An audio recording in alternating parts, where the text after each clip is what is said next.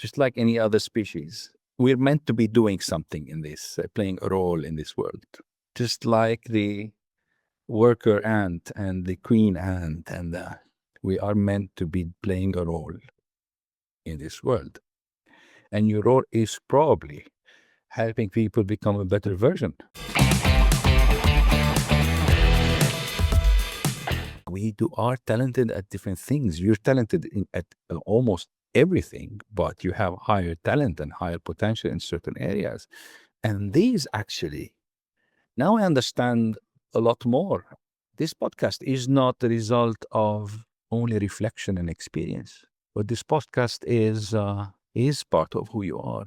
It's part of your genetic blueprint. It is that intuition about people that led you to your empathy, that led you to want to help other people through this. Things don't come just out of a random place.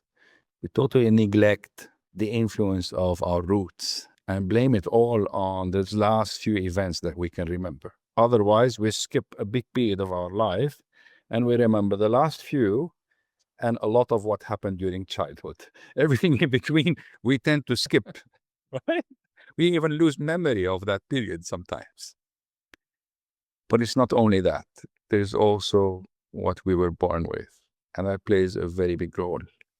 And we can see it. It's right there. It says, I am Randy Sparks. I am a highly intuitive person.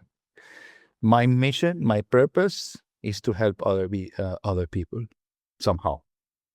It could be through this podcast. It could be something else that you're going to use your creative imagination to create later.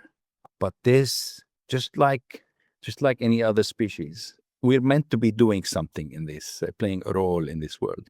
Just like the worker ant and the queen ant, and we are meant to be playing a role in this world. And your role is probably helping people become a better version. So having me on this podcast is a step in that direction, and all these amazing guests that you had before. Now, our worst enemy is not the lies that other people tell us. It's the lies that we keep telling ourselves. All the what ifs that you've just given an example of one of the what ifs. What if I fail? What if people will criticize? What if?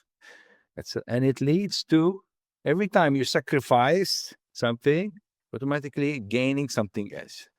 You give up on running, you're sitting down. You give up on hunting with a spear. You're hunting with a spear. Now you're gaining that distance. When you're hunting, you're giving up on the ability to run faster. And they say you give up on your intuition. Your amygdalas are activated. You're developing your analytical skills, the protective part of your brain, and it shows. Your competencies report is saying, today, I am a highly reflective person.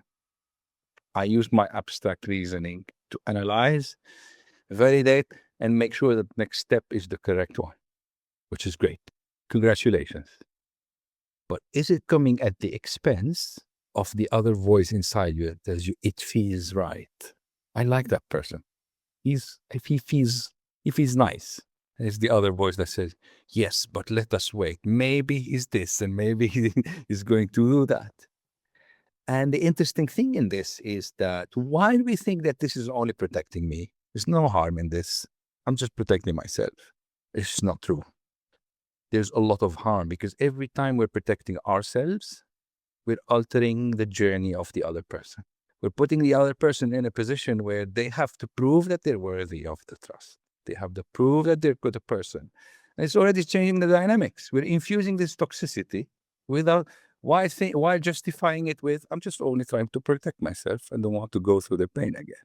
And now we infuse this toxicity in a relationship that was probably supposed to be an amazing one without this.